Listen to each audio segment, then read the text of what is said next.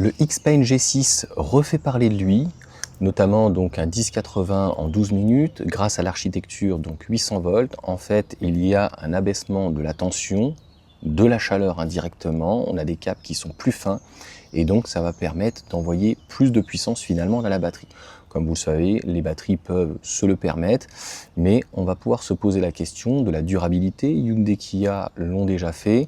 A priori, ça tient plutôt bien. Maintenant, moi je me dis 451 ou 453 kW, c'est même pas à quoi ça sert, c'est que de toute façon, si tu as une Xpeng G6 nouvelle génération qui va arriver, hein, là il faut qu'ils finissent d'écouler les stocks, a priori c'est assez difficile pour eux, donc je sais pas, il faudra qu'on m'explique, à 420 € c'est plutôt attractif. Le Unity normalement sur le 800 volts, sur les charges ultra rapides, dire en tout cas les bornes, on est sur 350 kW.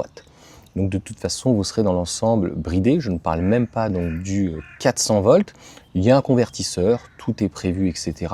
Donc le véhicule propose encore une fois donc des choses alléchantes. Je l'ai déjà expliqué. Je pense qu'avant de passer sur du 800 volts et d'aller titiller certains arguments en fait d'anti-voiture électrique, d'anti-VE, ça serait plutôt donc de soigner en tout cas l'efficience. Ça n'a pas été retravaillé. Une batterie de 66 kWh donc en LFP, je crois que c'est CALB, qui n'est pas hyper connu, hein. En tout cas pas en Europe, hein. Ils n'ont pas d'usine, il n'y a rien du tout, contrairement à CATL.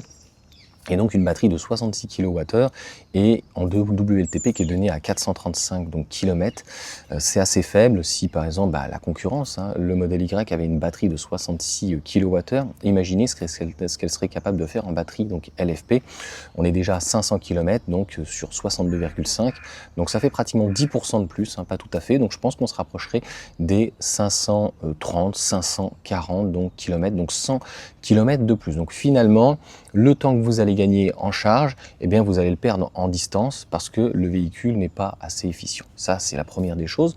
Et la deuxième, en fait, quand on a l'habitude de faire des longs trajets, c'est-à-dire 5% déjà du temps. Donc en fait, cet argument, il est là uniquement pour les longs trajets.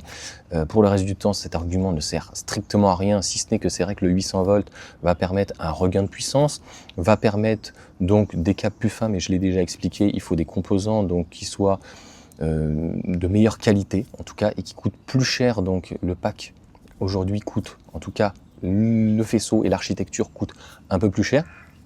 Donc cet argument 5% du temps, 10% du temps sur les longs trajets, 12 minutes, même si de toute façon on met 15 minutes, je l'ai déjà expliqué, quand on met une vingtaine de minutes, c'est déjà très bien.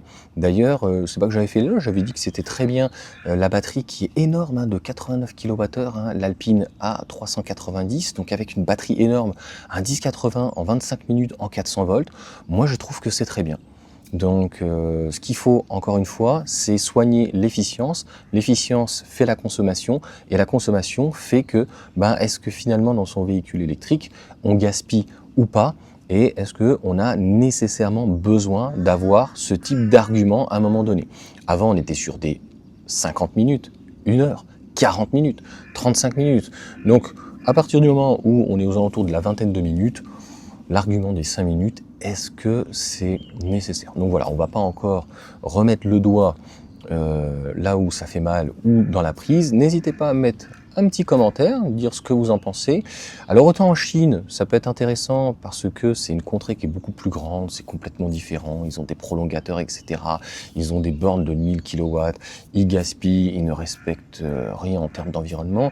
Je dirais que si on veut respecter un minimum les composants, l'environnement, etc., rester de toute façon sur des bonnes 400 volts et notamment sur du basse tension, ça suffit largement et je pense qu'il vaut mieux développer le nombre de bornes. Je ne sais pas si je me fais comprendre, c'est-à-dire c'est ce que fait Tesla actuellement sur le 400 volts, c'est-à-dire au lieu d'avoir une dizaine de bornes, c'est d'avoir une station avec 30 ou 40 bornes et de ne pas d'ailleurs être obligé de brider et comme Unity en avoir que 8. Parce que tu auras beau tous les 12 minutes partir, faire ton petit aller-retour, etc., hein, sans être taxé, je crois, si tu restes dessus, ou même jusqu'à 90 ou à 100%, ou peu importe quoi, ou même au-delà de 100%, mais 6-8 bornes toutes les 12 minutes, ça fait quand même juste pour faire partir tout le monde. C'est l'un des problèmes, d'ailleurs, et des arguments anti-VE. Donc pour moi, aujourd'hui, soit on prend une petite autonomie, et on s'arrête toutes les 2 heures, et on s'arrête une vingtaine de minutes, et c'est très bien. Soit on prend une grande autonomie, on s'arrête tous les 3-4 heures, et on s'arrête donc, on s'arrête tous les 3-4 heures. on roule pendant 3/4 heure, pardon, donc on roule pendant 2 heures, on s'arrête une vingtaine de minutes, on roule pendant 3/4 heures et on s'arrête une trentaine, 35 minutes. Pour manger, j'avais fait le calcul, au final, ça me prenait plus de temps, surtout avec les enfants quand ils étaient plus petits, les couches, etc. Il fallait compter donc 1 heure, même pour faire un fast-food, un McDo. Donc c'est pour ça que j'aime bien finalement quand je suis en train de recharger, eh bien j'en profite pour prendre à 4 heures pour manger le midi. En fait, on fait des sandwichs, etc. Je le mets devant, donc dans le coffre à l'avant, ce que a priori malheureusement le nouveau X-Paint n'aura pas. C'est quand même très pratique. Ça veut dire que tu as ton coffre à l'arrière, ta soute où tu as tout mis dedans. Logiquement, t'y touches pas, à moins que tu aies besoin d'une petite veste et qu'il fait trop froid, j'en sais rien quoi. Le seul inconvénient, le seule contrainte, c'est en hiver quand il fait froid. Et on n'a pas toujours donc pour Tesla donc des superchargeurs où on puisse avoir donc un abri ou en tout cas du photovoltaïque juste au-dessus. Pour les Unity, je crois qu'il n'y a jamais rien. À chaque fois que j'ai vu des Unity, donc là, c'est vrai que va falloir aller vite. Parce que pendant ce temps-là, peut-être qu'on fait éventuellement rien et après on va s'occuper à autre chose. Donc moi, pour moi en tout cas, je vois pas clairement, encore une fois, l'argument des 10-80 en 12 minutes, ce que ça va, pour le quotidien, encore une fois, réellement apporter. Donc voilà pour cette petite vidéo, n'hésitez pas à mettre un petit commentaire. Voilà, mea culpa, hein, pas besoin de s'exciter dans les commentaires, hein, je commence à connaître les gens... X-Paint, Tesla, machin, bidule, franchement, je m'en fous.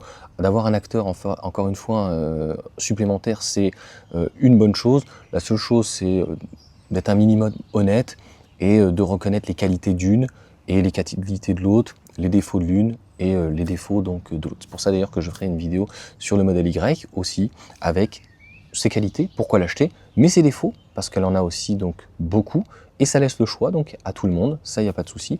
Mais pour moi, je le répète, c'est très important, la charge 1080 qui est apportée par les constructeurs chinois, autant sur une e-motor, c'est vrai qu'elle est assez longue la charge, donc si ça la divise par deux, on passe de 40 minutes à 20 minutes, ouais, ça va être un argument. Mais la charge était déjà très bonne, a priori sur le 400 volts, était aux alentours des 30-25 minutes. Bon, enfin non, c'était déjà du 800 volts, mais on avait vu que c'était du bridé, qui était en une vingtaine de minutes, 22 minutes. Bon, voilà, 22, 12 minutes. Moi, je pense que ça va rien changer. Et les gens vont s'en rendre compte, et au final, les arguments d'un véhicule électrique, c'est encore une fois plutôt ses agréments, c'est le poids, c'est les volumes, c'est de pouvoir avoir énormément d'espace à l'intérieur. Et l'argument en fait du X-Paint, je pense le premier par exemple, c'est son confort, c'est d'avoir un véhicule qui est doté toute série par rapport éventuellement à un constructeur historique. Et puis voilà. Allez, sur ce, ciao à tous.